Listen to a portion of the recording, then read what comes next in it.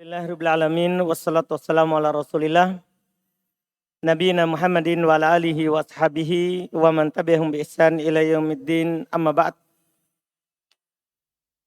Alhamdulillah, kita lanjutkan lagi kajian kitab sifat salat Nabi sallallahu alaihi wa alihi wasallam. Pada hari ini kita lanjut pembahasan sujud dan duduk antara dua sujud.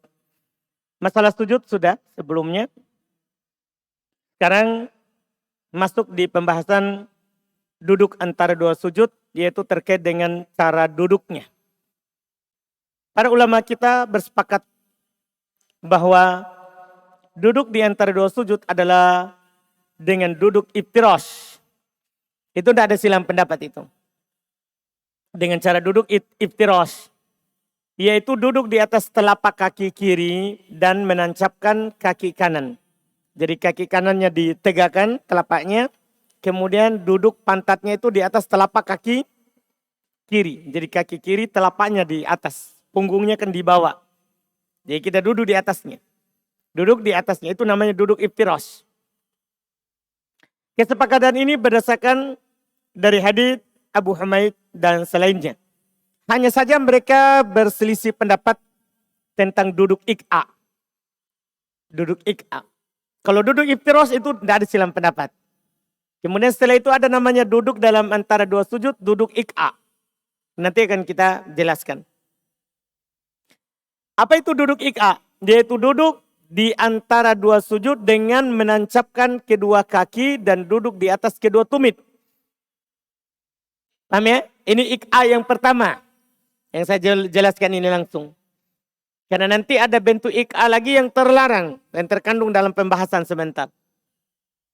Yaitu kedua kaki kita berdirikan. Kalau tadi kan kanan saja berdiri, kemudian yang kirinya tidur. Duduk di atas telapak kaki kiri. Kalau ini iq'a ini, cara bentuknya adalah telapak kaki dua-duanya ditegakkan.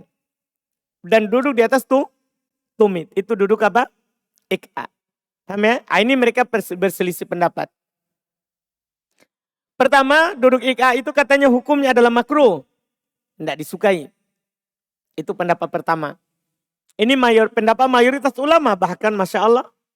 Mereka berdalil dengan beberapa dalil. Di antaranya, dalil pertama, ada hadits Ali bin Abi Thalib.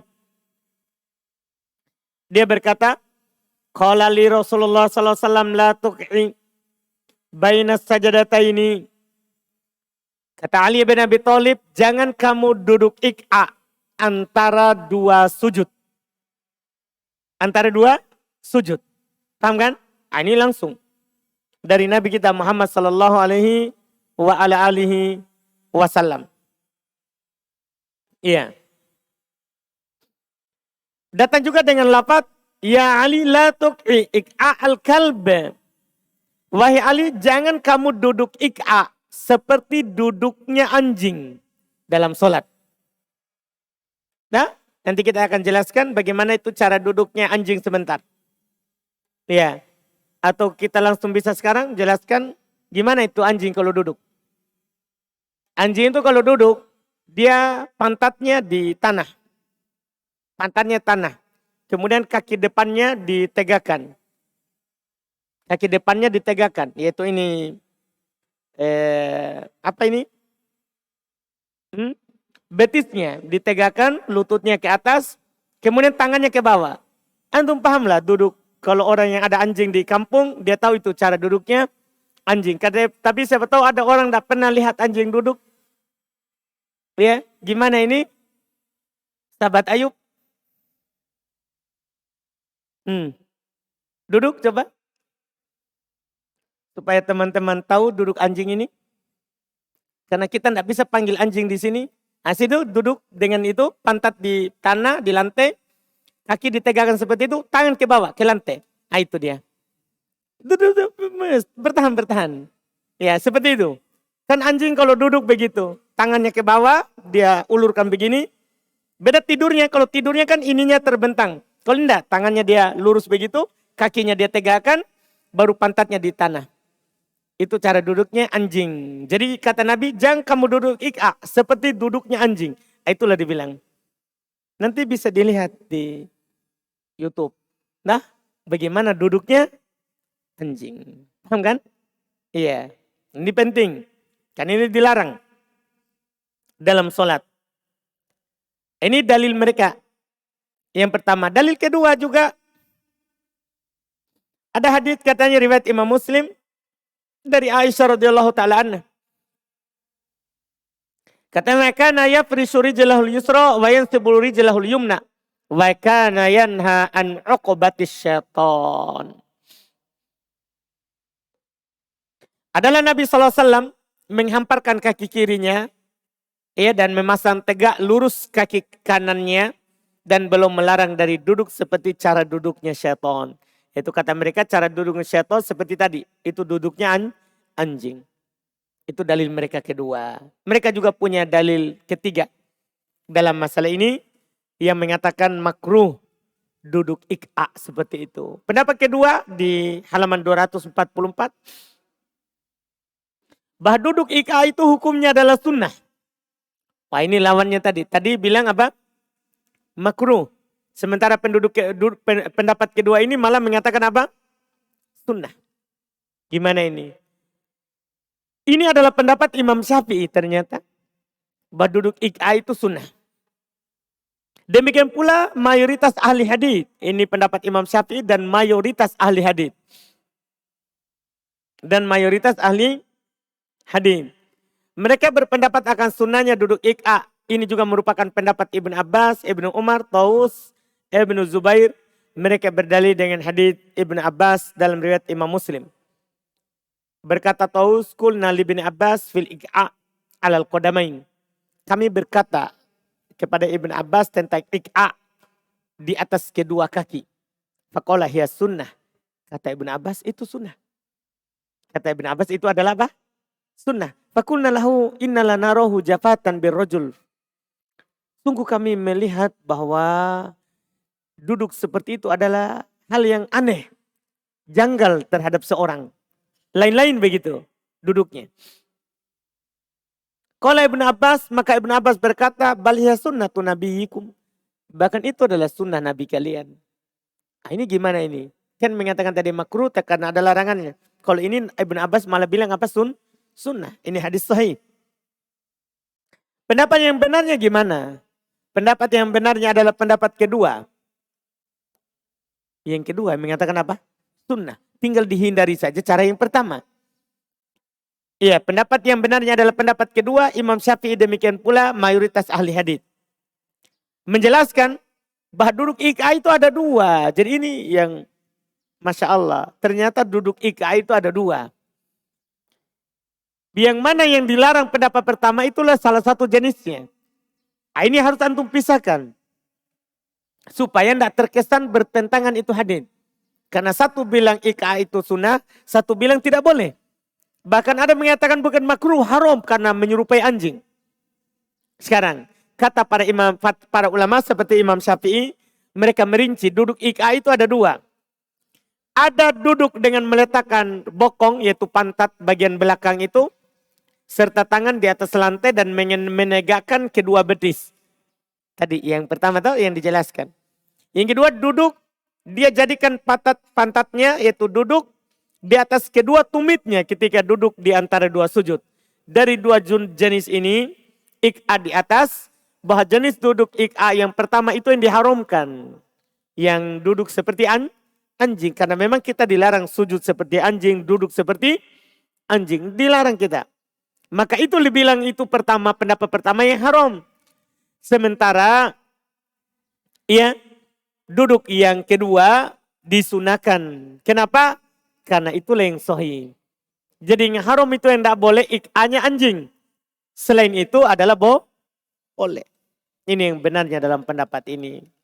Ya, kemudian setelah itu kita bahas sujud yang kedua dan tumaknina padanya. Pembicaraan tentang sujud kedua serta tumaknina padanya sama dengan kita berbicara ya saat sujud pertama.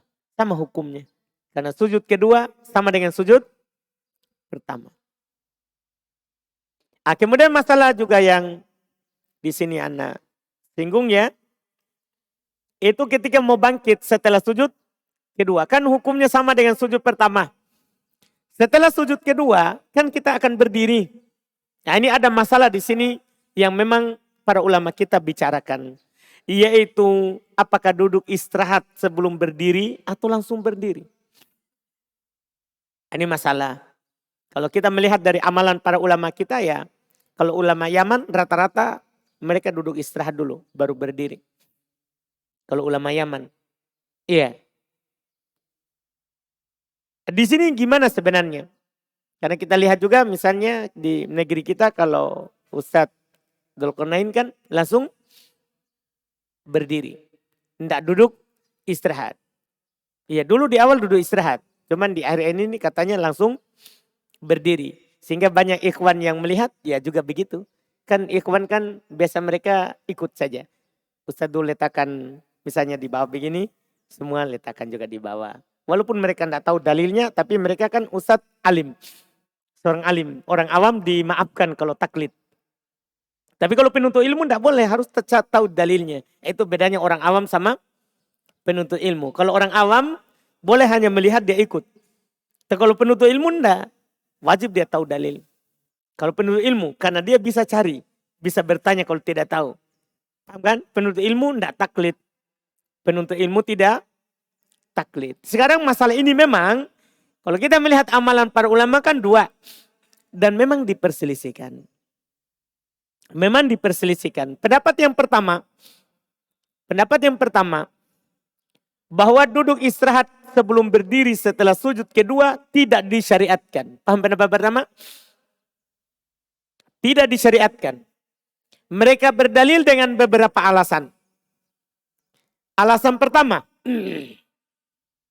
Apabila hal itu disunahkan, maka tentunya akan ada disyariatkan bacaan khusus ketika duduk tersebut. Paham alasan pertama?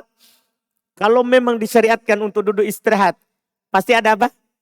Bacaan yang diajarkan. Dipahami kan?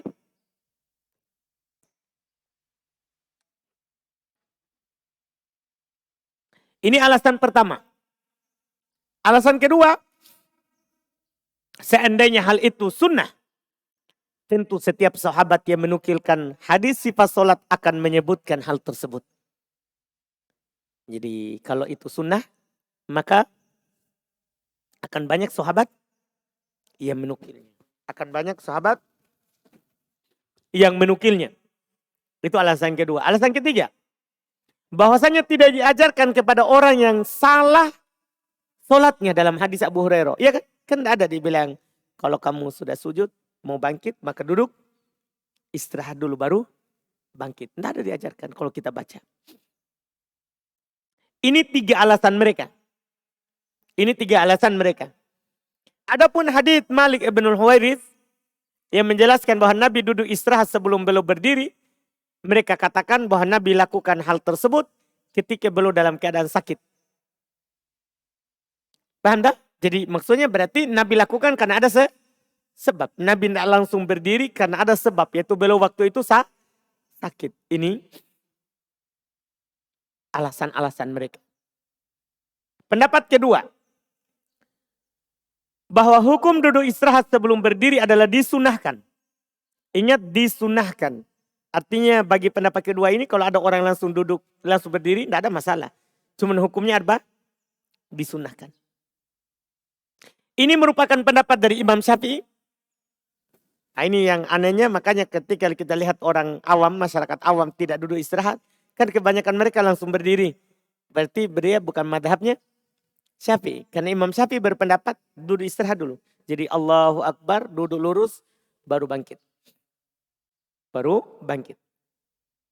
Ini pendapat Imam Syafi'i. Juga Hamad ibn Zaid, Daud ad-Dhahiri, Ibn Hazm, serta mayoritas ahli hadis. Makanya rata-rata ulama Yaman banyak. Karena kebanyakan mereka adalah apa? Ulama hadis. Iya. Dan mayoritas ahli hadis dari dulu memang berpendapat duduk istirahat dulu sebelum bangkit. Dalil mereka adalah hadis Malik ibn Huwairits yang diriwayatkan oleh Imam Al-Bukhari. Ini hadis sahih. Kalau tadi kan dalilnya alasan. Tidak ada hadis. Tidak ada hadis. Mereka cuma bilang alasan pertama tidak ada bacaan. Alasan kedua sahabat tidak banyak menukilnya. Alasan ketiga Nabi tidak ajarkan kepada orang yang salah sholatnya. Kan itu namanya alasan-alasan. Sementara pendapat kedua ini dalilnya adalah hadis. Hadisnya diriwayat Imam Al-Bukhari. Hadisnya diriwayat Imam Al-Bukhari. Apalagi ini kekhususan riwayat Imam Bukhari terus yang menukilnya Malik ibn Huwairith. Malik ibn Huwairith inilah yang menukil hadis sallu kama ra'aitumuni usolli. Ini keunggulannya. Dia ini orang sahabat ini radhiyallahu taala anhu yang menukil hadis sallu kama ra'aitumuni usolli. Salat sebagaimana yang kalian lihat aku salat. Artinya yang dinukil oleh Malik ibn Huwairith itu yang dia lihat dari Nabi SAW.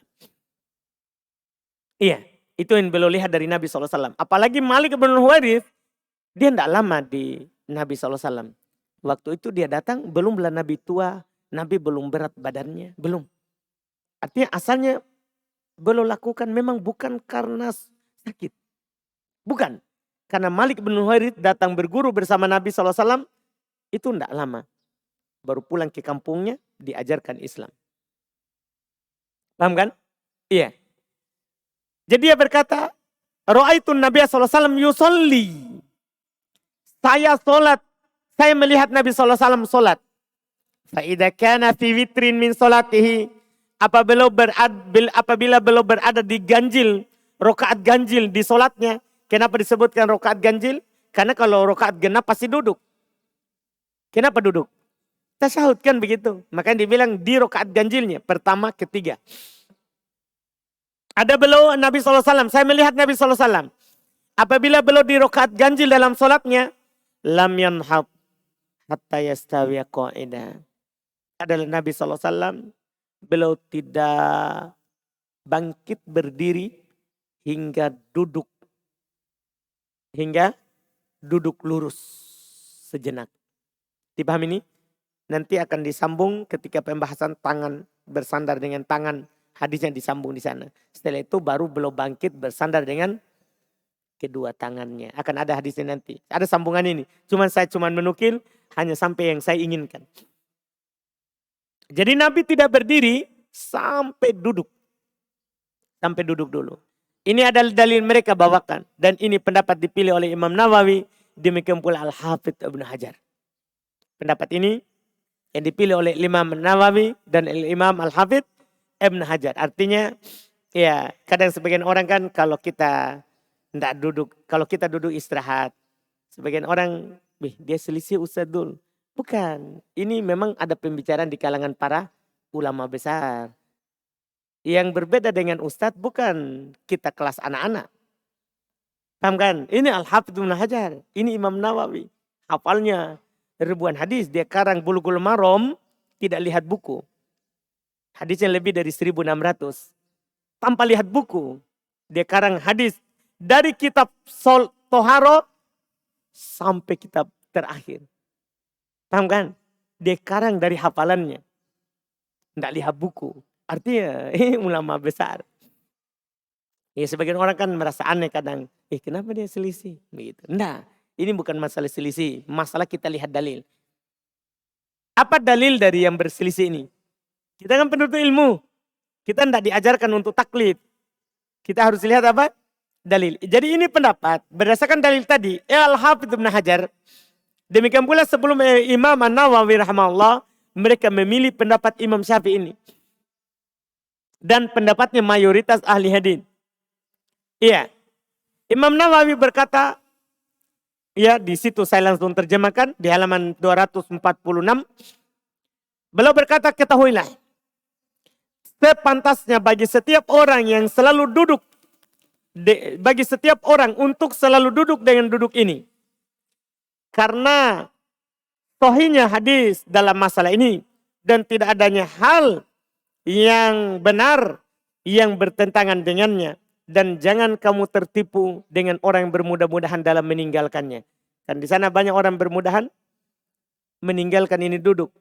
Karena itu tadi alasan kadang hanya melihat orang, hanya dia langsung tanpa tahu dalilnya. Nggak tahu juga alasannya, langsung saja.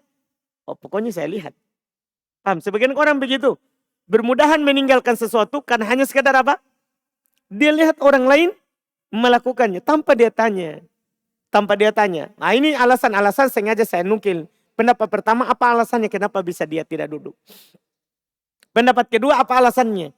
Nah, ini Imam Nawawi agak keras dalam masalah ini. Ya, agak keras dalam masalah ini. Jangan tertipu dengan orang yang bermudah-mudahan yang meninggalkannya. Allah berfirman, ini semua Imam Nawawi yang membawakannya, saya cuma menukil. Qul in kuntum tuhibbunallaha fattabi'uni. Allah berfirman, katakan oleh Muhammad, kalau kalian memang mencintai Allah, ikuti saya, kata Nabi. Jadi yang wajib kita ikuti itu siapa? Nabi. Kalau kalian mencintai Allah, yuhibbukumullah, maka Allah akan mencintai kalian. Wa yaghfir lakum dzunubakum, dan akan mengampuni dosa kalian. Juga Allah berfirman, wa ma atakumur rasul fakhuduh. Apa yang dibawa oleh Rasul, ambil. Nah ini Rasul bawa. Ini Rasul bawa. Ya, sekarang mana pendapat yang kuat? Mana pendapat yang kuat? Nah, sekarang baru dimunculkan tadi bantahan dari pendapat pertama. Pendapat yang kuat adalah pendapat kedua tentunya. Adapun ketiga alasan yang disebutkan pada pendapat pertama, maka dikatakan untuknya. Perkara pada perkataan mereka yang pertama, Imam Nawawi berkata. Jadi ini sengaja, bukan saya. Ini yang bantah adalah imam besar. Ya, imam besar. Apalagi termasuk Imam Nawawi. Masya Allah. Ya, dia syarah Sahih Muslim. Dia syarah juga Sahih Muslim.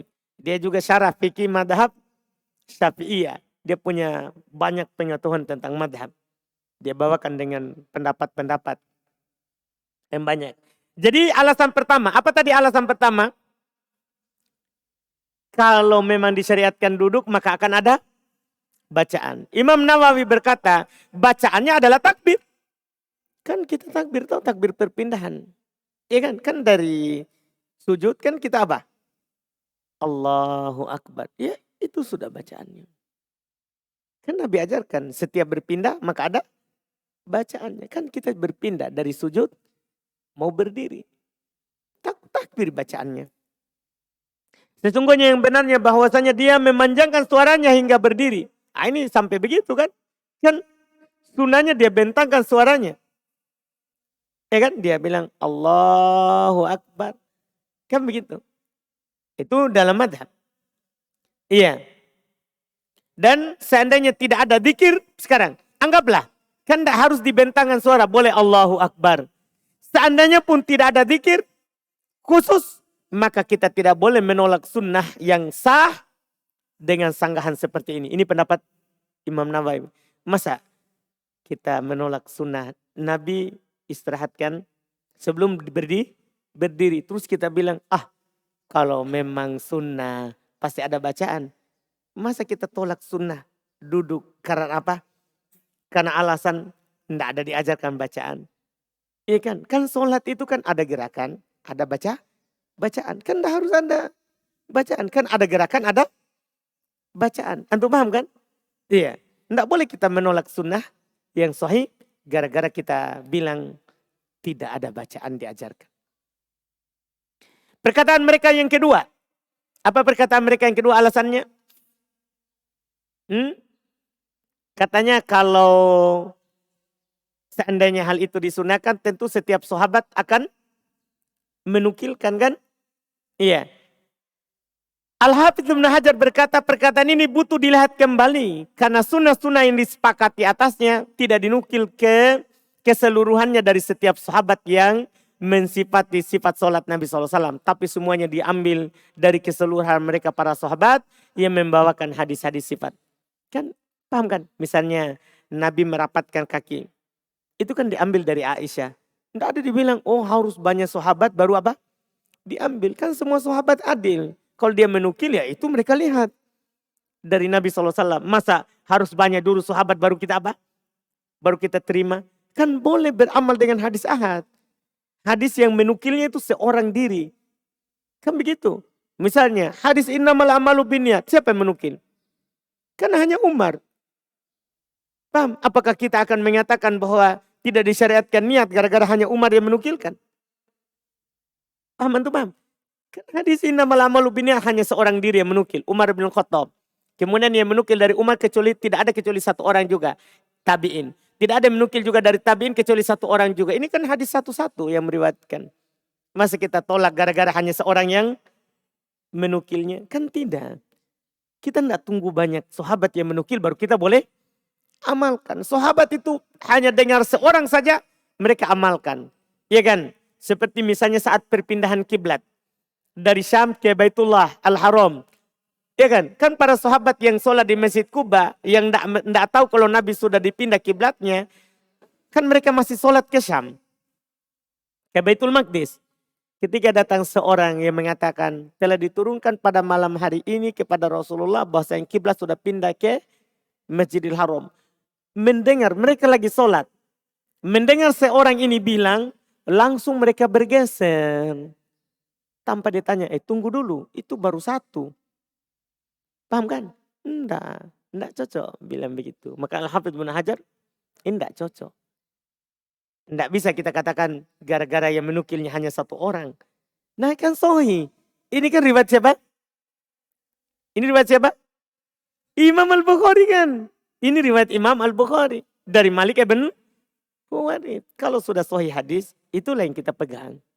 Itu yang kita pegang. Ini jawaban dari Al-Hafidz Ibnu Hajar. Terus perkataan mereka ketiga. Apa perkataan yang ketiga? Kan tidak diajarkan kepada orang yang salah sholat. Ini namanya perdebatannya ini. Ya kan? Berdebat antara madhab pertama dengan madhab kedua. Sekarang pendapat ketiga kan tadi alasan ketiga. Kata Imam Nawawi, pada hadis orang yang salah sholatnya, Nabi hanya mengajarkan yang wajib-wajib. Kan bukan yang sunnah. Paham kan? Kan yang orang yang salah sholatnya itu hal yang apa? Bahkan yang diajarkan yang rukun. Ya kan? Yang di hadis orang yang salah sholatnya. Yang wajib saja tidak diajarkan. Tidak diajarkan bacaan antara dua sujud. Tidak diajarkan bacaan ruku. Tidak diajarkan bacaan sujud. Paham kan? Ya kan? Yang wajib saja tidak. Apalagi apa? Apalagi yang sunnah. Kan itu yang diajarkan yang wajib. Kita tidak berbicara tentang yang sunnah. Berarti kalau begitu banyak sekali yang tidak disyariatkan. Iya kan? Di hadis orang yang salah sholatnya. Diajarkan nggak iftitah?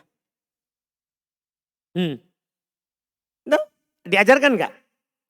Kan tidak. Paham kan? Tapi kita bilang sunnah. Kenapa? Karena banyak sekali doa iftitah dinukil dari Nabi SAW. Iya kan? Iya. Di hadis orang yang salah sholatnya. Diajarkan nggak angkat tangan? Paham pertanyaannya? Diajarkan nggak angkat tangan sebelum saat takbir? Atau setelah takbir? Atau sebelum takbir? Diajarkan? Kan tidak. Nabi cuma katakan bertakbirlah. Kemudian baca yang mudah dari Quran. Kemudian ruku, kemudian bangkit, kemudian sujud, kemudian bangkit, kemudian sujud, kemudian bangkit. Kemudian lakukan hal itu di seluruh sholatmu. Bahkan tidak diajarkan takbir perpindahan. Cuma takbir pertama diajarkan. Takbir ihram. Apakah kita katakan tidak syariat? Kan begitu kan? Kan tidak. Jadi kalau alasannya tidak diajarkan kepada orang yang salah sholatnya, tidak tepat sekali. Makanya pendapat yang pertama itu lemah sekali alasannya. Kalau dihadapkan dengan hadis riwayat Bukhari. Adapun perkataan mereka, Nabi duduk istirahat sebelum berdiri untuk rakaat berikutnya dikarenakan beliau sakit. Paham ini kan? Ini kan alasan-alasan ini, semua ini. Nabi waktu itu duduk karena apa? Sakit. Paham ya? Maka dijawab oleh Al-Hafidz Ibnu Hajar. Ini sekali lagi, di sini saya tidak langsung jawab sendiri. Semuanya dinukil dari ulama. Jangan sampai ada mengatakan, kan kadang sebagian orang kan membandingkan. Ya, sebagian orang kadang bukan dalil yang dia lihat, tapi membandingkan orang. Ini yang ditegur oleh Syekh Ibnu Utsaimin. Sekarang orang menimbang benar atau salah dengan orang. Itu banyak orang begitu. Masa ini LCMA kamu? Tidak ada. Masa di LCMA salah? Orang sekarang. Makanya Syekh Ibnu Utsaimin belum tidak punya titel. Makanya beliau berkata bahwa al-haq yang benar itu tidak ditimbang dengan orang. tapi harus terbalik.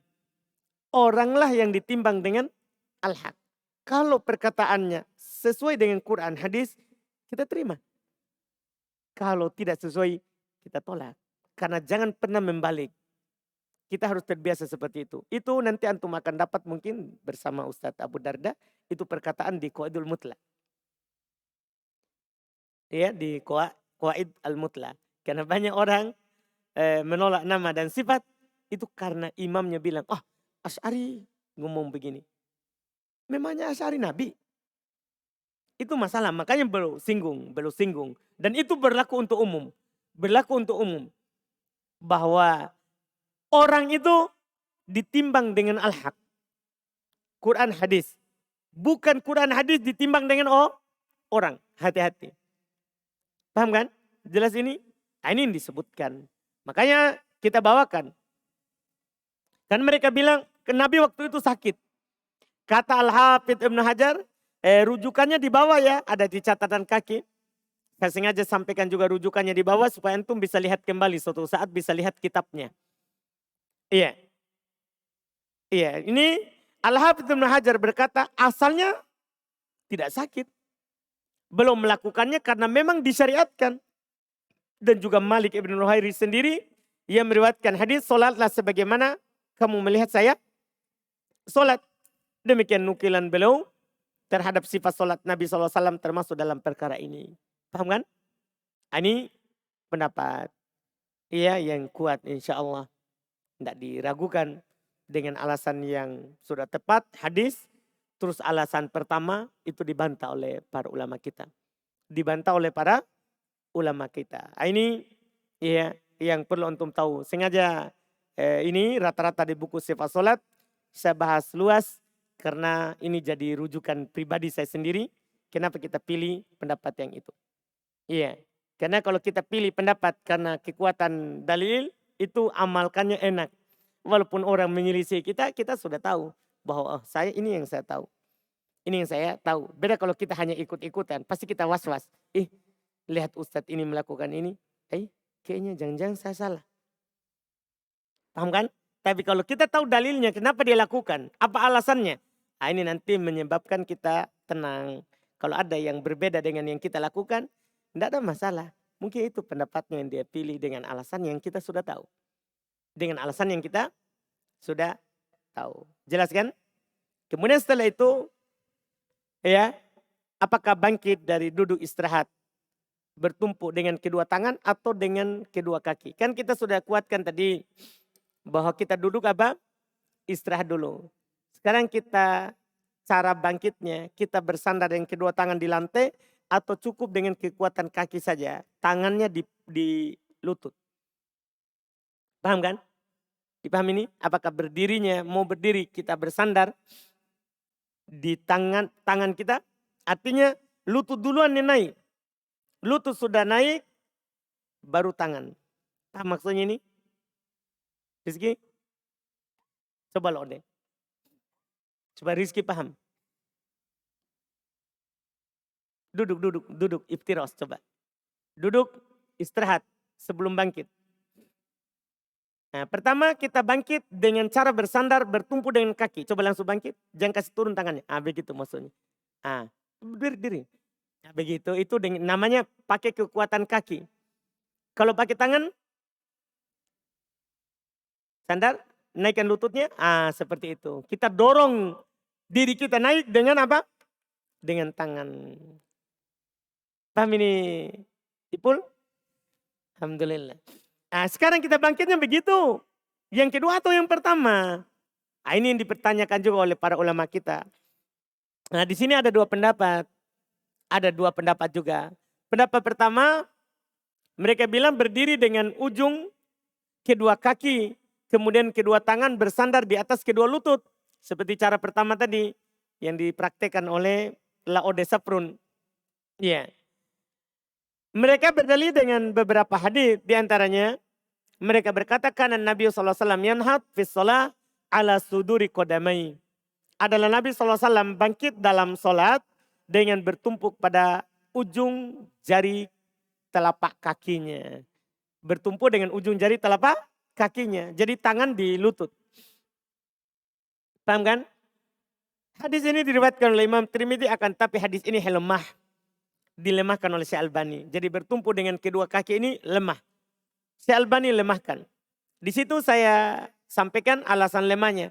Di dalam sanadnya terdapat rawi yang bernama Khalid ibn Ilyas dan dia matruk, ditinggalkan hadisnya. Tidak bisa dikuatkan, tidak bisa menguatkan. Itu matruk. Hampir palsu. Atau istilah ulama sekarang, dhaif jidda. Lemah sekali. Lemah sekali. Mereka juga berdalil dengan hadis Wa'il bin Hujr. Dia berkata, idza nahadha ala rukbatayhi wa tamada ala fakidihi. Masya Allah. Apabila beliau hendak bangkit, maka beliau bangkit di atas kedua lututnya dengan bersandar dengan kedua pahanya. Yang tadi, maksudnya tangan di mana? Tangan di lutut, di paha. Tapi hadis ini riwayat Imam Abu Daud, tapi hadisnya lemah juga. Dilemahkan oleh Syekh Albani rahimahullah ta'ala dalam Sunan Abu Daud. Karena di dalam sanadnya terdapat rawi yang bernama Abdul Jabbar ibn Wa'il ibn Hujr. Dia tidak mendengar dari bapaknya, yaitu sanadnya terputus. Hadis kalau sanadnya terputus, maka tidak sah. Maka tidak sah. Mereka juga berdalil dengan hadis ketiga, yaitu dari hadis Abdullah bin Umar. Ya. Dia berkata, naha Rasulullah SAW ayya'tamida rajul ala yadaihi idha nahadha fi shalah. Wah, ini keras ini. Katanya Nabi SAW melarang seorang itu bertumpu kepada kedua tangannya ketika bangkit berdiri dalam sholat. Dilarang katanya. Tapi hadis ini diriwayatkan oleh Imam Abu Daud dengan sanad yang lemah. Dilemahkan juga oleh Syekh Albani rahimahullah ta'ala. Paham ini kan? Kan dalam sanadnya ada rawi bernama Abdul Malik. Dia adalah rawi yang mungkar. Ya. Demikian pula hadis lain lagi. Tapi semuanya dhaif. Tidak ada satupun hadis yang sahih yang mengatakan bersandar pada ini kedua kaki. Apalagi orang berdiri langsung kan, orang berdiri langsung biasanya dia tidak bersandar pada. Kan lihat langsung dari sujud langsung di lutut. Tapi itu tidak ada hadis yang sahih yang bersandar pada tumpukan kaki. Tidak ada hadis yang sahih. Semua tadi ada di sini yang saya sebutkan beberapa hadis semuanya lemah. Syekh Albani semua lemahkan. Padahal Syekh Albani kadang ada bermudahan belum dalam mensahihkan hadis. Tapi hadis-hadis tentang bangkit bersandar dengan kedua tangan di lutut, ini semuanya lemah. Semuanya lemah. Pendapat kedua, karena lemah hadisnya, pendapat kedua muncul bahwasanya seorang tatkala ingin bangkit dari duduk istirahat, maka dia bersandar di atas kedua telapak tangannya di atas lantai atau tanah. Ini merupakan pendapat Imam Syafi'i, Imam Malik, Ahmad ibn Zaid, Ishaq, dan ini merupakan pendapat mayoritas ahli hadis. Mereka berdalil dengan hadis Malik ibn Huwairits. Ini sambungan hadis tadi. Yang diriwayatkan oleh Imam Al-Bukhari, beliau berkata, Ra'aitu Nabi SAW yusalli. Saya melihat Nabi SAW salat. Wa idza rafa'a ra'sahu anis sajadati tsaniyah. Kalau belum mengangkat kepalanya dari sujud kedua, jalasa. Ini jelas sekali ya penukilannya. Beliau duduk. Wa tamada 'alal ardi tsumma qama. Maka beliau bersandar, bertumpu di atas tanah kemudian berdiri. Jadi beliau bertumpu di atas tanah baru apa? Berdiri. Dan tentunya ini adalah pendapat yang kedua yang kuat disebabkan karena kuat dalilnya. Ya kan? Kan hadis pendapat kedua riwayat Bukhari. Sementara pendapat pertama hadisnya apa? Hah? Semuanya lemah. Terjadi pendapat kedua. Nah, setelah itu tangannya dikepakkan. Tahu dikepakkan ya? Gini. Dikepakkan atau dibuka. Ketika bersandar itu.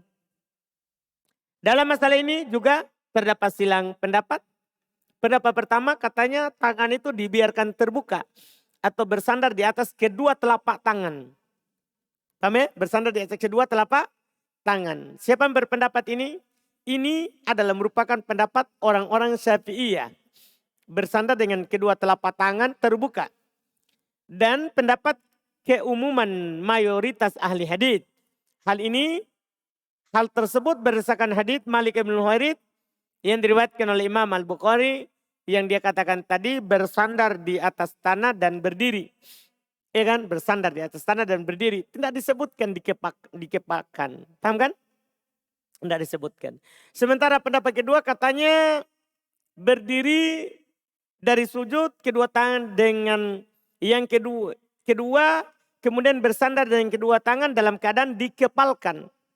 Dalam keadaan dikepalkan tangannya.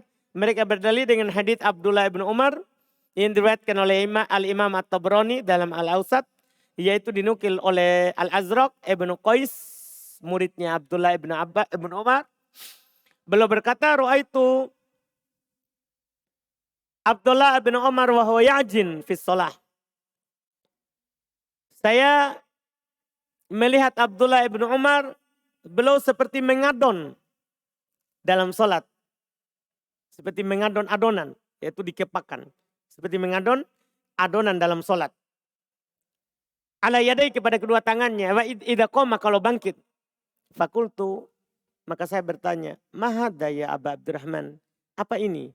Wahai Abu Abdurrahman. Qala ra'aitu Rasulullah sallallahu alaihi wasallam ya'jinu fi shalah ya'ni atamid. Dia berkata, saya melihat Rasulullah sallallahu alaihi wasallam mengepalkan kedua tangannya dalam salat, yaitu bersandar. Tapi hadits ini adalah hadits yang lemah karena di dalam sana terdapat rawi yang bernama Al-Haytham ibn Imran. Ini hadis lemah. Dan dalam sana terdapat rawi yang bernama apa? Al-Haytham ibn Imran. Berkata Ibn Rajab dalam Fathul Bari, Al-Haytham ini tidak dikenal, majhul. Termasuk sebab hadis dhaif adalah majhul. Maka pendapat yang benarnya adalah yang pertama yang dipegang oleh Imam Syafi'i, ya, dan yang lainnya, dan Syekh Mukbil, ya, beliau berkata dalam sifat solat Nabi, mengepalkan tangan ketika bangkit dari sujud itu tidak sahih dari Nabi Shallallahu Alaihi Wasallam. Hanya sahih dari Abdullah ibn Umar. Kan begitu? Itu pun dari Abdullah ibn Umar itu sanatnya tadi ada Al-Haytham ibnu Imran, tidak sah dari Nabi Sallallahu Alaihi Wasallam.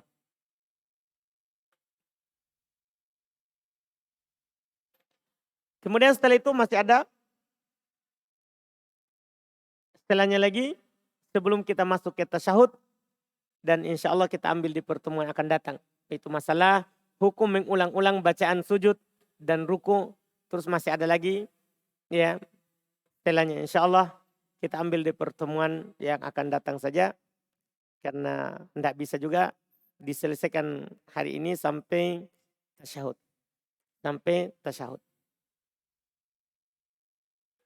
Kita cukupkan, kalau ada pertanyaan boleh diajukan.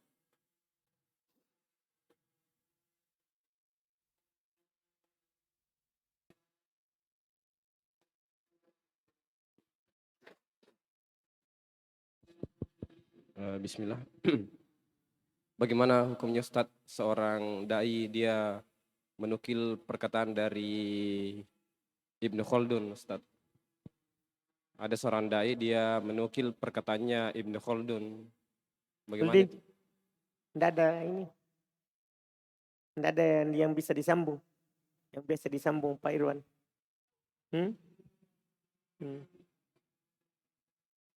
Bagaimana hukumnya Ustadz seorang dai dia menukil perkataan Ibnu Khaldun? Ibnu Khaldun. Kenapa dia? Bagaimana hukumnya itu Ustadz? Apa boleh atau tidak? Enggak tahu.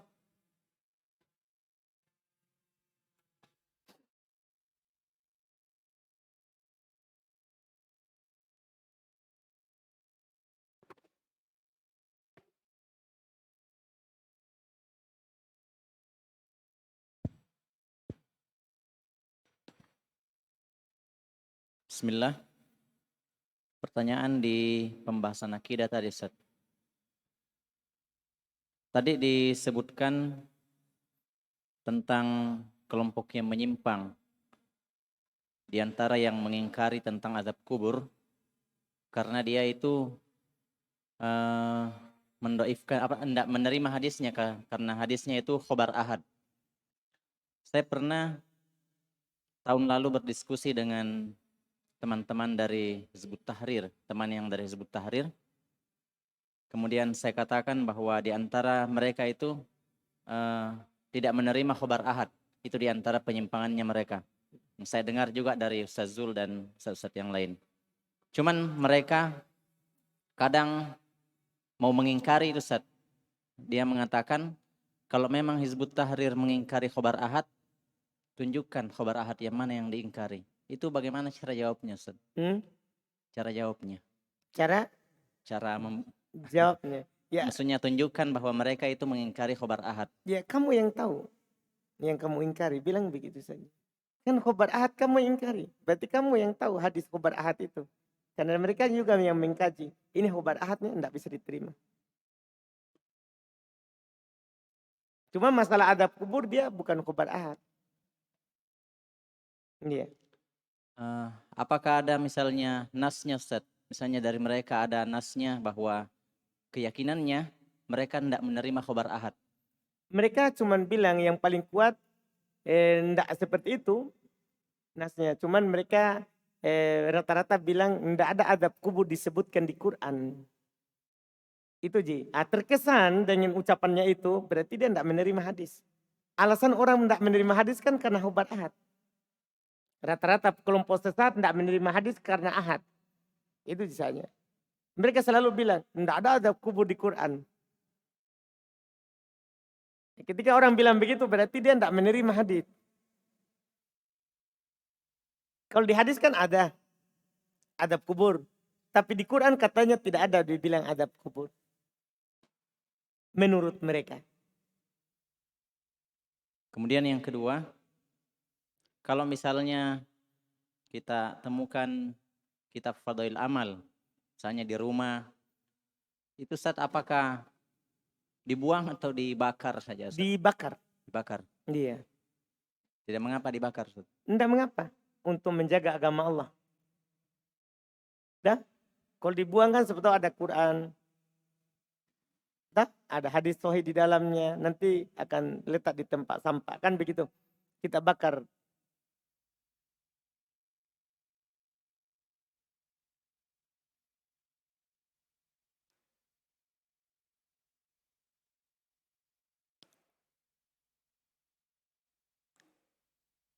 Bismillah.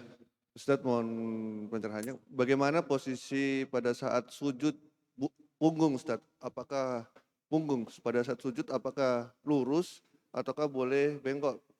Karena biasanya di masjid ada soft yang agak pendek, mungkin mama kami yang agak tinggi agak kesusahan kalau kami meluruskan biasanya kena kaki orang. Apakah boleh kami memaksimalkan untuk membungkuk saja atau tidak sampai lurus? Iya baik. Untuk punggung di sujud tidak diatur Pak. Yang diatur itu adalah posisi tangan. Ini siku dijauhkan dari lantai. Ya masalah punggung tidak diatur. Di ruku itu Pak yang diatur punggung. Di ruku yang diatur punggung. Kalau di sujud kan susah. Kalau punggung diatur. Jadi yang diatur adalah tangan, kaki, kemudian 7 anggota sujud. Bukan punggung seperti itu. Ustaz.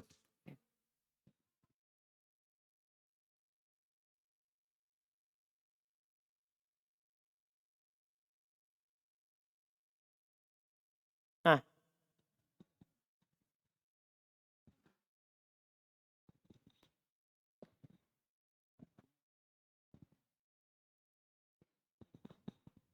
Bismillah. Tentang mahar Ustaz. Tentang mahar. Mahar. Nah. Wah, Masya Allah. Kayaknya ada tanda-tanda kebaikan. Di dalam syariat dibolehkan untuk seorang lelaki itu berhutang mahar. Ya, apabila kalau memang keinginan perempuan untuk mahar tersebut. Terus ada saksi sih Ustaz. Misalnya pada saat itu dia kan belum bisa sanggup untuk membayarnya. Ketika sudah berjalannya waktu, sudah berumah tangga, apakah boleh ataukah misalnya si perempuan bilang, "Nggak usah deh, kamu nggak usah bayar." Apakah dia harus begitu saja ataukah harus datangkan saksi sebelumnya juga? Misalnya ada orang tuanya misalnya atau ada saksi lainnya, apakah seperti atau tidak usah? Tidak Ustaz? perlu. Kalau dia gugurkan utangnya, tidak perlu ada saksi. Cuman di akad harus dia bilang utang toh. Kan ada orang kalau akad kan saya terima nikahnya dengan mahar yang disebutkan tunai. Jadi dia nanti bukan tunai. Saya terima nikahnya dengan mahar yang disebutkan secara utang. Dia harus begitu. Karena kalau tunai berarti harus dia bayar. Ini kan dia berutang. Jadi harus sebutkan juga secara utang. Ini tidak ada masalah, tidak ada masalah. Kan boleh mahar di utang. Nah, tapi harus disebutkan di akad. Kalau dia utang. Pertanyaan kedua tentang ayat yang tadi yang kita sering baca surat Al-Kahfi tersebut. Apakah ada dalil yang menunjukkan bahwasanya Yajud dan Majud ini akan keluar dengan sebab apakah dia dirusak atau kok ada lafadz yang dia ucapkan si Yajud Majud ini, apakah ada dalil Ustaz? Mungkin dalam hadis atau Al-Quran Ustaz? Yang apa itu? Ada dalil tentang cara mereka keluar. Kan disebutkan surah Kahfi. Nah, disebutkan di surah Kahfi sendiri. Dalilnya. Iya kan? Antum bisa lihat. Ya, disebutkan dengan terang sekali. Di surat Al-Kahfi tentang kenapa bisa mereka keluar. Jadi di masa Nabi dari dulu mereka melubanginya. Di masa Nabi sudah ada segini kata Nabi lubangnya. Belum melingkarkan jarinya. Sampai sekarang mereka berusaha untuk. Tapi tidak akan mampu mereka lubangi. Nanti datang waktu yang ditetapkan oleh Allah Subhanahu wa taala baru mereka bisa akan keluar. Disebutkan di situ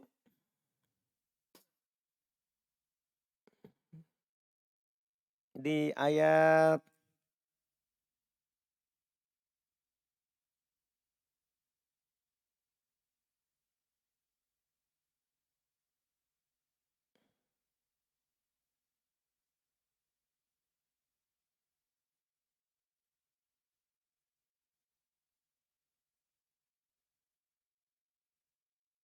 ayat keberapa dia?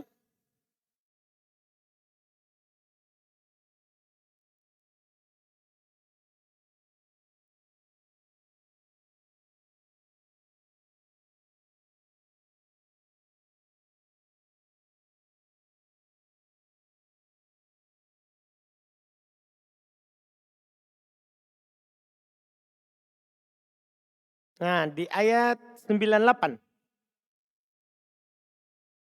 98. Di ujung kisahnya itu. Qala hadza rahmatun min rabbi. Itu Dzulqarnain ketika dia membangun itu benteng, tembok itu, ya. Famastata'u ayyadharu wa mastata'u lahu naqaba. Mereka tidak mampu, ya, kata Allah Subhanahu wa taala, mereka tidak mampu untuk mendakinya dan mereka juga tidak mampu untuk naqaba, membuat lubang di situ untuk melubanginya. Tidak mampu karena bahannya atuni zuburul hadid, berikan kepada saya ya timah, kemudian ditiupkan di situ, ya, di besi ditancapkan kemudian timah, maka mereka tidak mampu menaikinya. Terakhir Allah katakan itu tadi, Dzulqarnain katakan qala hada rahmatun min rabbi, ini adalah rahmat dari Rabbku, fa idza jaa wa'du rabbi ja'alahu dakka. Itu kan jelas. Kalau telah datang ketetapan Rabbku, maka dia akan menjadikannya hancur. Jadi nanti itu tembok itu bukan mereka lubangi, tapi hancur. Dengan ketetapan Allah. Kalau sudah datang waktunya. Rusak bentengnya. Rusak bentengnya. Nah? Terus Ustaz, tadi hadis yang kita sebutkan tentang ada dalil itu yang sudah ada lubang itu hadis apa Ustaz? Hmm? Periwayatannya Ustaz dari siapa Ustaz? Hadis. Kalau tidak salah disebutkan Syekh Utsaimin, wallahu alam, saya tidak lupa yang meriwayatkan. Saya lupa siapa yang meriwayatkan. Karena pernah kami dapati Ustaz, ada seorang Ustaz yang katakan itu Ya'juj Ma'juj itu dia akan melubangi, setiap dia lubangi tertutup kembali. Ya wallahu alam. Kalau ada dalilnya mengatakan setiap dilubangi tertutup. Nah, butuh dalil. Kalau yang melubanginya ada kan? Bah, sekarang sudah lubang. Nah, adapun setiap dia lubangi tertutup kembali, wallahu alam. Nah, Ustaz. Kalau ada dalil yang disebutkan. Kayak masalah perkara goib. Ada dalil baru kita bisa bilang benar. Kalau tidak ada yang saya tahu, tidak saya tidak. Nah, Ustaz. Alhamdulillah. Kalau tidak ada. Subhanakallahumma hamdik. Asyhadu an la ilaha illa anta astaghfiruka wa atubu ilaik.